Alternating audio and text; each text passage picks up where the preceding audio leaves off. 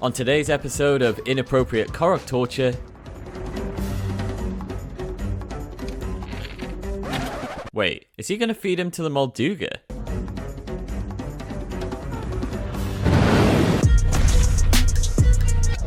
Hi, my name is Dom and welcome back to Top Gaming Plays. Don't forget to drop a like if you enjoyed today's video and submit your clips using the link in the description. But let's get into it.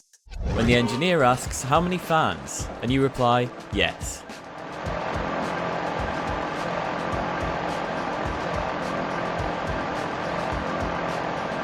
So what happens when you combine icy meat with a shield? If you guessed a frictionless skateboard that will keep going until your shield durability runs out, you get a bonus point. You could use ice blocks, but they melt in the heat after a short time. Guess what doesn't? Icy meat.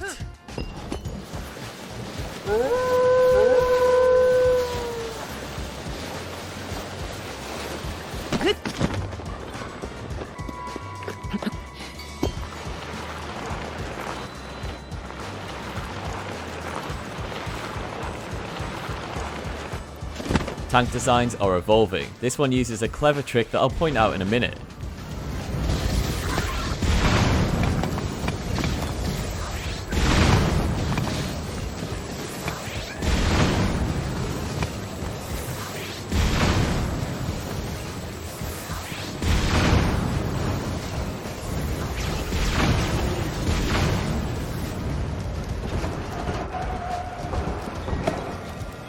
This cooking pot separates the wheels from the main chassis, which is stabilized above, creating a genius suspension system.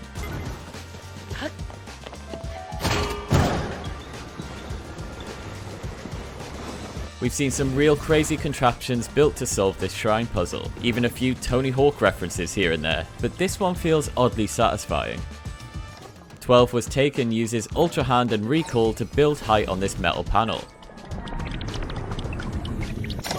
Then simply paraglides. I love how differently everybody thinks.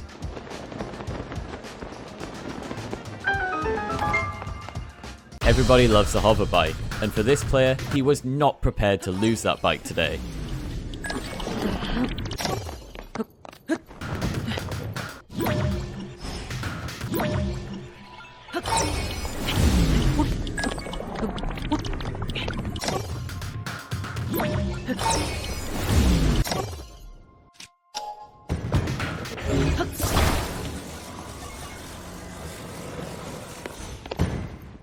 This is Frosty, the Bomb Man.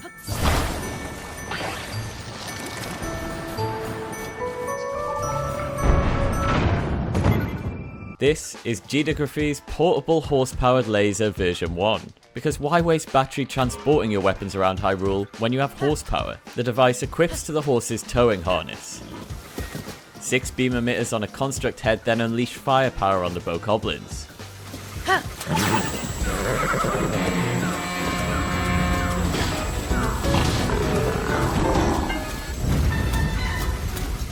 But that's not where this ends. Jida has been iterating. Version 2 now adds wheels to the device for more stability when it's powered off, although having it powered on doesn't actually drain much battery.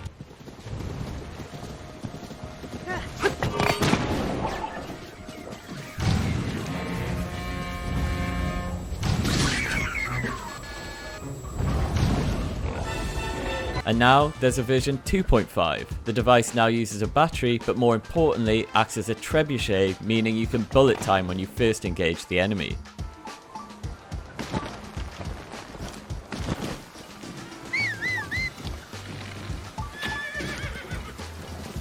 We'll be watching this project with great interest.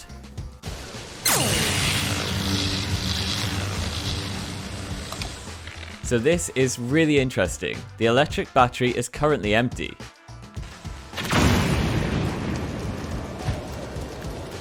Now it's full, so Riju's electric strike can charge up an electric battery.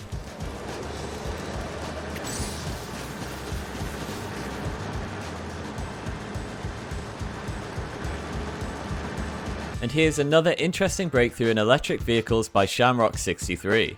If you take a weapon and then fuse it with an electric battery, you get yourself a weapon-attached battery. These battery weapons can then be used in builds and act like a battery out in the open world, so they're able to deploy charge and recharge. Despite being fused with another item, the weapon battery still only costs 3 zonite to auto-build.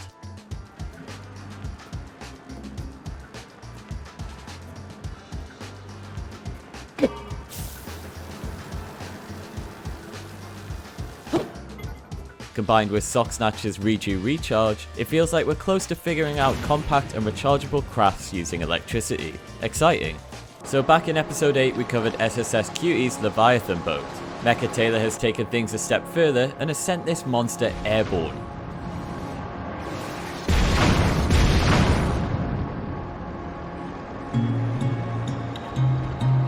This thing really hurts the old batteries, but it's less about efficiency and more about sending a message.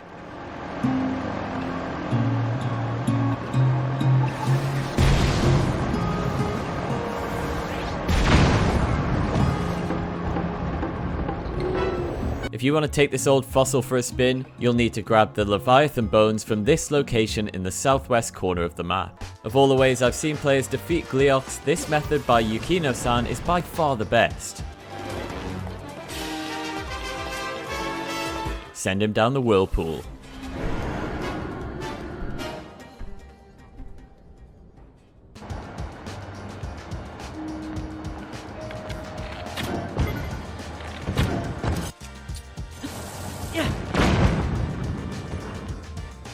It's Link Tennis.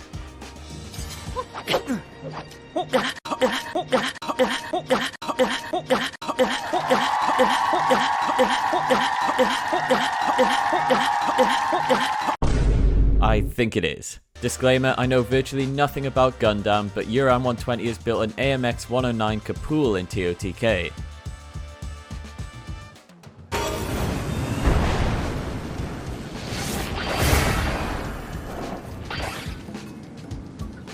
The community is still attempting to create the perfect ATST in TOTK, and here's Spood Diggity's attempt.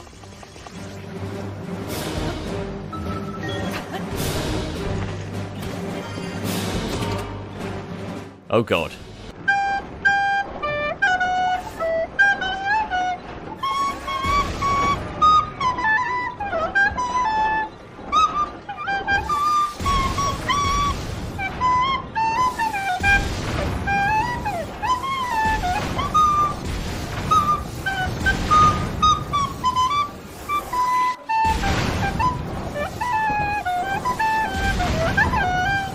To be fair, I'd say succeeded. It's clunky, takes a good few shots, but ultimately its legs are its weak point. The films.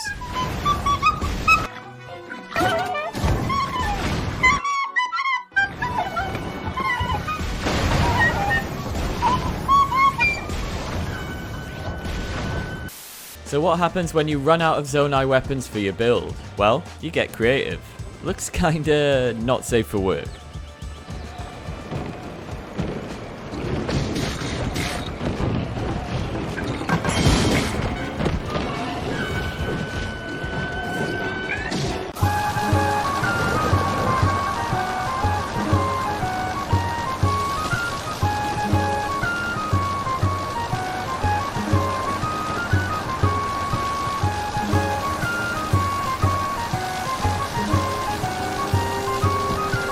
Yex needed rice, so he built a tractor.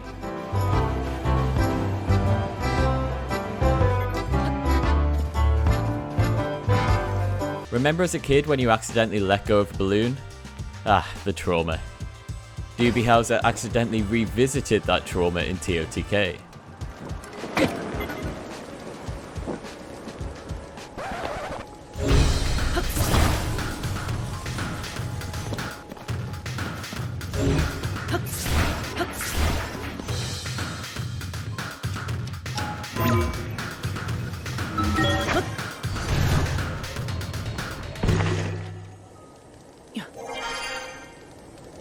This shouldn't work so well. This is the turbine from the Gemimix shrine placed on the outside of a large wheel, on land.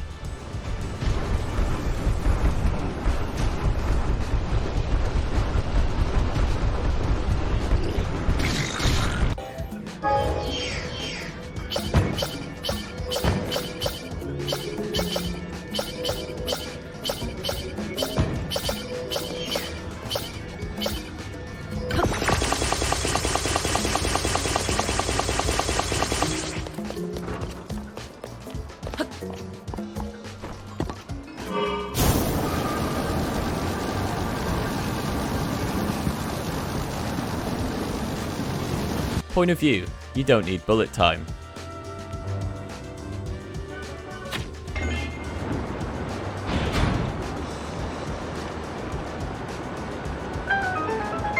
Point of view, you go to shield surf a dragon, but you forget your shield has spikes on it.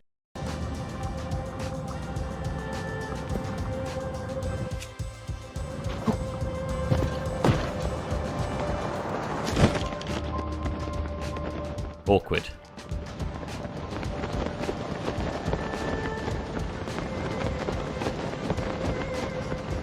Who's ready for their daily kick yourself moment?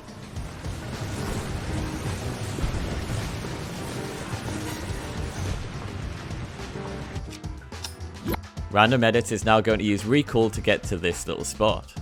I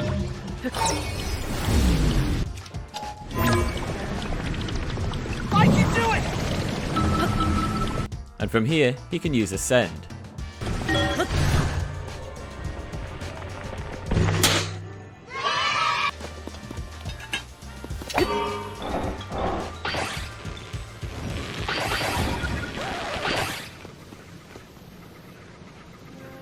So here's a really interesting find with stabilizers by Taserbot. Gluing two together, head to head, creates a low gravity effect with airborne vehicles. Watch how slowly this vehicle now falls.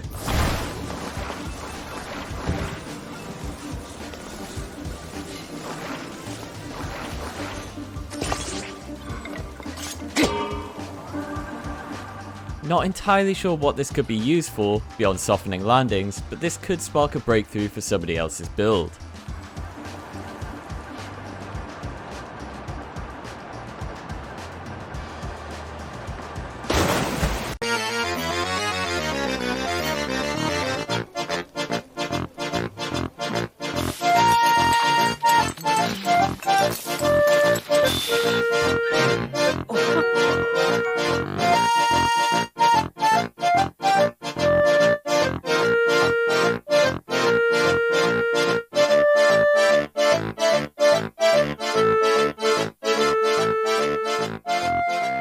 Thanks so much for watching, guys. Don't forget to hit subscribe if you're new, and we'll see you tomorrow for another video.